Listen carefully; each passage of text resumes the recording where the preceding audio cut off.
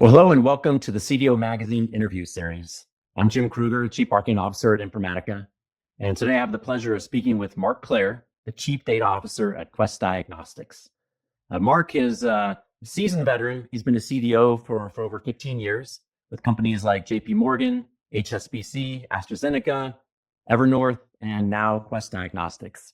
And for those of you who don't know, Quest Diagnostics is a Fortune 500 company, approximately $10 billion in revenue, headquarters in New Jersey. So Mark, welcome. And what I thought I would do is just maybe start with talking about the role of the CDO. I know you've been in that role for many, many years, but probably in the last couple of years, you've seen that role evolve pretty significantly. And maybe we can just start there. I think that if you look at this, Jim, we had CDO roles before we formalized the title, first with Yahoo and then in 2004. But I think one of the big changes you've seen in the past decade is the previous decade, there was very little change in technology. We had kind of finalized our framework, shared kind of best practices across a lot of particularly the financial institutions.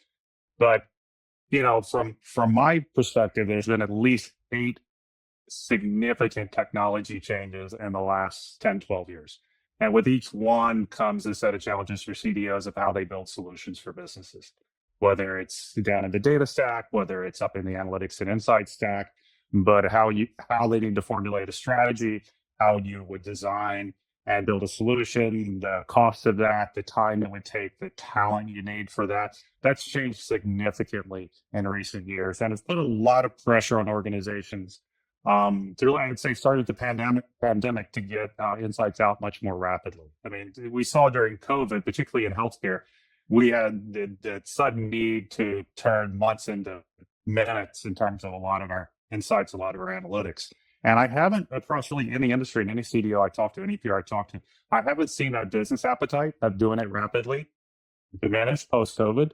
Our businesses still want rapid insights, but many CDOs have gone back to older techniques and longer timelines. Yeah, and I know when you look at again large organizations like yours, there's just a lot of pressure, I think, these days to move to AI, get a lot of benefits out of AI. I think there's a big promise there. What have you seen relative to that in your organization? Well, I mean, I was lucky. I built neural network models 25 plus years ago. I think that today's AI tools lend themselves to easier approach than we used to. But I think some of the challenges is understanding where to start and where not to start with AI, and that's where kind of having a peer network and talking to other organizations and knowing, where are the areas that will benefit our customer base the most, where the areas that'll benefit the company, the employees, operations the most, but also where those areas that the technology is just, the AI technology may not be mature enough yet. And so we kind of break that both that strategy and risk model into kind of those areas. And a company like Quest, we look at the experience. I like to call it, used to work for a bank that called everyone agents, whether they were internal employee or an external customer. Everyone was an agent. And I like that because then you would talk about your agent strategy. At Quest, we break it into, a patient strategy. How do we benefit our patients? How do we improve their experience? The client strategy, the clients we contract with for laboratory diagnostic services. The internal employee experience is kind of the third within that. And we look across all of those and where are the areas AI can benefit those and where are the areas we think AI needs to continue to mature first. Makes sense. Yeah. So as we drill down a little bit into that and just talk a little bit about governance, that's certainly a hot topic for both data and AI. And maybe you can just talk a little bit about your perspective on governance around ethical use of AI and putting guardrails up and things of that sort for Quest. Well, when we talked about governance, I've said this for years on data governance, and I will get in heated discussions with peers. I don't think there's one model fits all. I think that one of the first things I do in any CDO role is look at how the corporation governs itself from the board level down. I've seen companies that were incredibly committee focused And if your governance wasn't set up in a set of steering committees and management committees and project committees, you weren't successful. And I've seen organizations who are at the other end of the paradigm that were very, very policy based. If you didn't have a policy for each component of the governance, you weren't successful. Most companies kind of fit in the middle, but I always look, first of all, how the company governs from the board down, from the executive leadership team down, and then into the management teams, the steering committees, the programs, and build a governance model that organically fits the company. And that is a little bit different in every organization. But with that, there is governance. You don't want to replace or become duplicative with existing, say, security governance or architecture governance, or even, business prioritization or program governance. But you do want to augment those with, to your point, concerns around what controls are needed for AI that may not have existed for data already. I mean, we've had data control frameworks, fairly mature ones for 15 years and in certain industries. We have security controls, we have privacy controls. NIST is a framework in the US. You have other frameworks in other parts of the world. So there are control frameworks. The AI controls are just emerging, but I think there's some consistency with some of the data controls, concepts like transparency, reportability, explainability. Those have been around. I mean, to some extent, that was in GDPR when those draft regulations came out a decade ago, if you had fully automated analytic solutions. So governance isn't new for AI. I think the difference is for many CDOs, if you're in a global role, you're dealing with different potential regulations in different countries.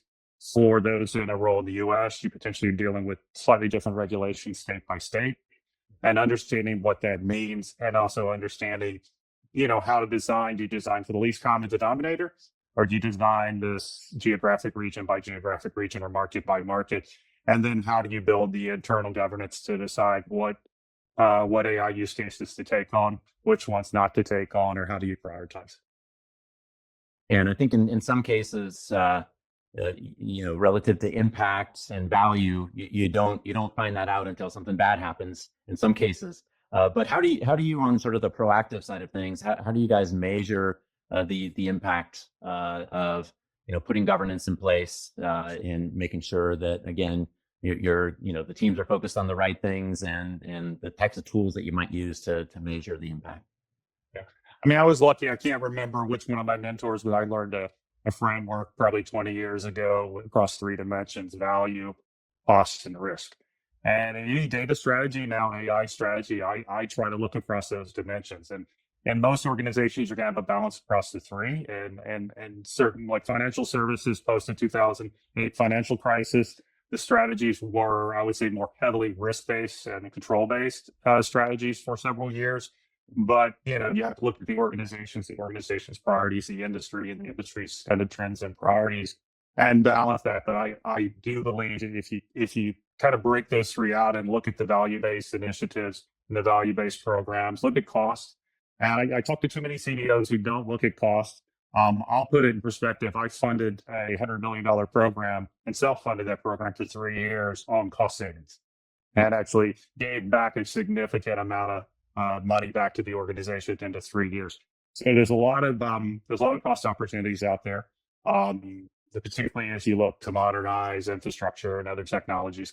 But then, like I said, the risk piece depends on the industry. And depends on the level of controls you may build and the level of regulations you have reportability on. Financial services, I think most of us were pushed with the new Basel reporting requirements. They came out about 12 years ago and were implemented in 2016.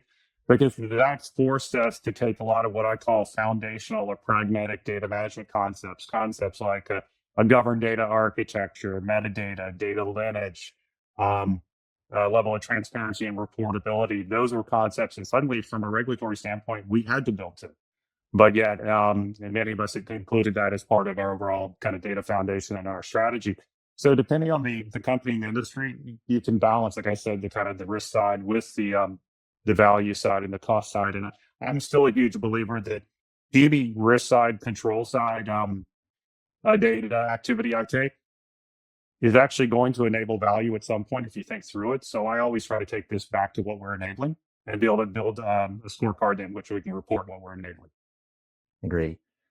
Well, Mark, I think we're almost out of time today. This has been an amazing discussion. Really appreciate your time. Thank you so much for joining me today.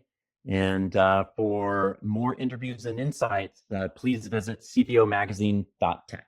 Thank you, Mark. Jim.